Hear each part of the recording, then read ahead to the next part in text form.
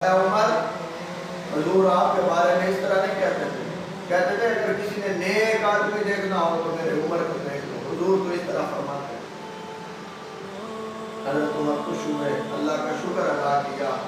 اور اللہ تبارک و تعالیٰ کی حمد و ثنا بیان کی اور آقا الہی پاک کی ذات پر درود پاک پڑھا اور ہاتھ جوڑ کر کہا یا اللہ تیرا شکر ہے کہ میرے آقا پاک مجھ پر راضی ہے، میرے حضور مجھ پر راضی گئے۔ ایسے لوگ بھی ہیں تو آج ہم تھوڑی سی نیکیاں کر لیتے ہیں تو ہم اترانا شروع کر دیتے ہیں، بھائی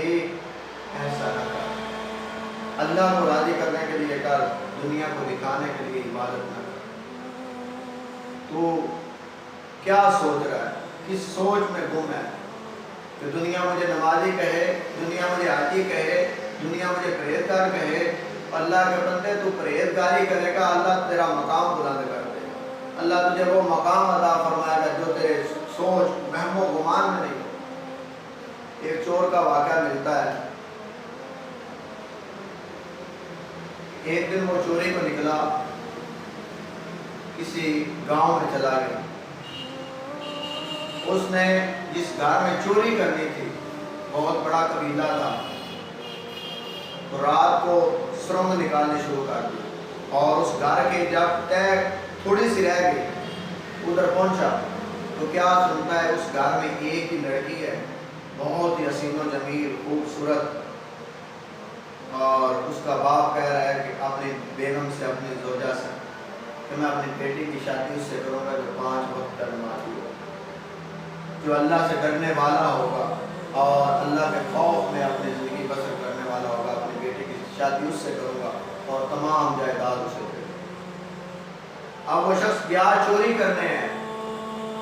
تو لیکن جب یہ آواز سنی تو فوراً واپس نکلا سرنگ سے اور مسجد میں جا کر اللہ تعالیٰ کرنے شروع کر دیا۔ بے وضو ہے صرف اس لیے کہ مجھے دولت مل جائے۔ اب وہ آدمی وہ بھی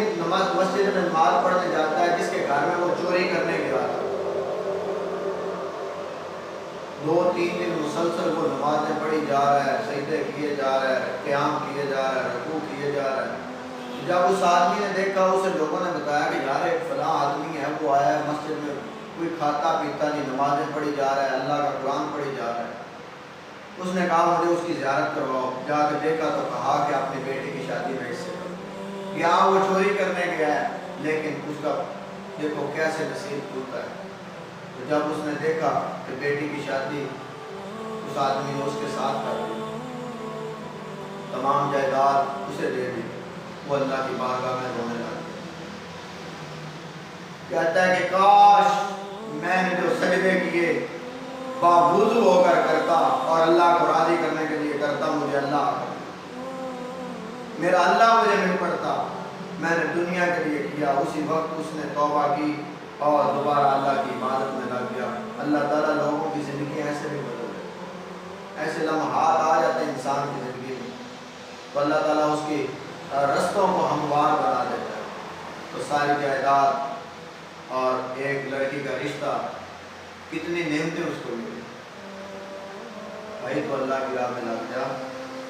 اور آپ جتنے لوگ ہیں میرے لیے بھی دعا کریں، اللہ مجھے بھی اپنی راہ پر چلنے کی توفیق عطا فرمائے، کیونکہ شیطان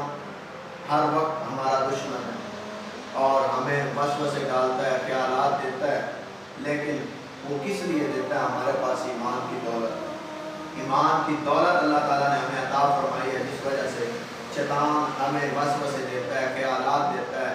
اور کئی ایسی چیزوں پر اکساتا ہے۔ تو دعا ہے کہ اللہ تعالیٰ ہمیں صحیح معنوں میں دین بیان کرنے کی اور دین پر چلنے کی توفیق عطا فرمائے، کیونکہ جو شخص دنیا کمانے کے لیے دین پر چلتے ہیں اللہ تعالیٰ پھر دنیا تک بھی ان کو رکھتا ہے، آخرت میں ان کا کوئی حصہ نہیں ہوگا، آخرت میں ان کے حصہ ہوگا جو اللہ کی رضا کے لیے دین پڑھتے ہیں اور پڑھاتے ہیں۔ اللہ تعالیٰ ہمارے گناہ معاف فرمائے اور ہمیں اپنے